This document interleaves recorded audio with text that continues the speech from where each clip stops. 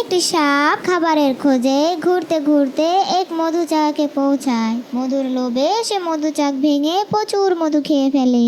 এতে রেগে গিয়ে মৌমাছির দল সাপটির উপর ঝাঁপিয়ে পড়ে। তারা সাপের শরীরে একের পর এক হুল ফোটাতে থাকে। ব্যথায় ছটফট করতে করতে সাপটি দৌড়ে গরুর কাছে আশ্রয় নেয়। গরুটি সাপের কষ্ট দেখে দয়া করে নিজের দুধ ঢেলে দেয় সাপের গায়ে। দুধের ঠান্ডায় সাপটির জ্বালা কমে আসে। সে ধীরে ধীরে সুস্থ হয়ে ওঠে।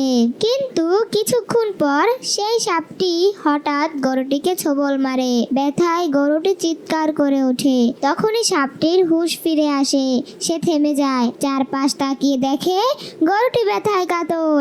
অনুতাপে ভেঙে পড়ে সাপটি। নিজেই বলে ওঠে, হায়, আমি কি করলাম? যে আমাকে বাঁচিয়েছে আমি তাকেই আঘাত করলাম। যে নিজের উপকারকারীকেও ধ্বংসন করে তার হৃদয়ে কোনো সত্যিকারের বোধ থাকে না। কৃতজ্ঞতা সবচেয়ে বড় পাপ।